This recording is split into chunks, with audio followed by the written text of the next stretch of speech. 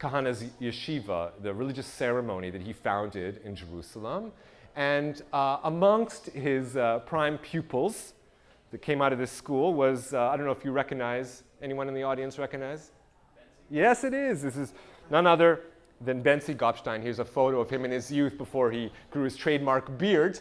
But you're absolutely right. This is Bentzi Gopstein. Now, when Kahana was assassinated on the streets of New York City in 1990, that very night, Gopstein went out and allegedly he and other Kahanists murdered two Palestinians as retribution, for Kahana's killing.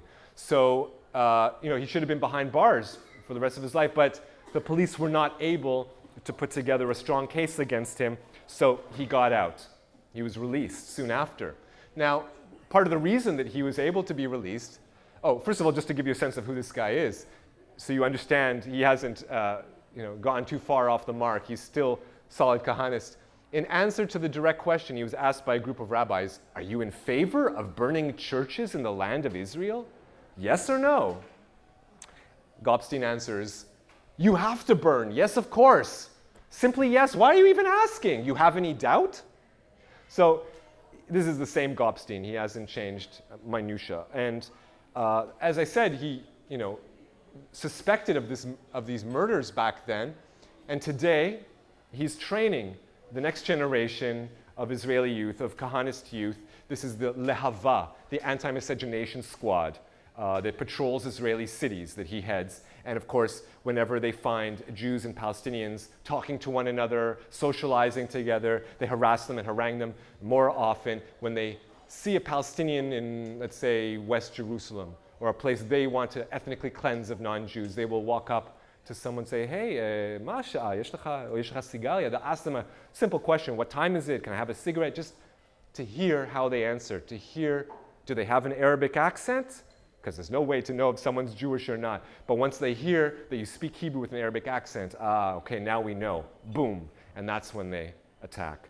So this is Lehava, this is Gopstein, this is what we've come to. Now, the way that Gopstein was able to get away with what he'd done back in the day was because of another prime pupil of Kahana, also in this photo, David Ivri. To get a sense of who this guy is, who, according to police suspicions, he hid the evidence. He hid the evidence of Gopstein's murders, and that's how he was able to get off. So that's what we have him to thank for. Now, of course, Ivri has gone on, continues in the years that followed to be a loyal Kahanist, preaching at his memorial services. But it's really instructive to see even how he sees Israeli society, Jewish Israeli society.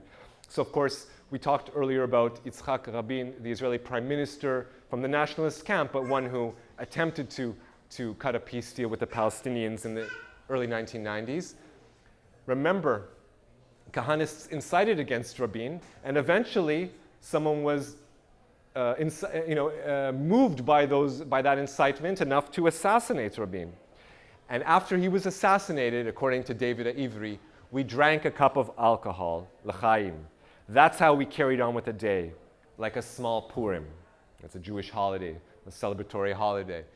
Everybody gets what's coming to them. It was not a Jew who was murdered. It was a traitor who was liquidated.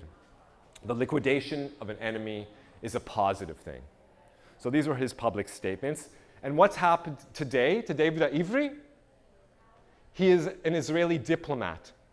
He is sent to the European Congress, to the American Congress, to speak on behalf of the settler movement and negotiate political alliances between the Israeli far right and the European and American far right. So this is how he's been whitewashed.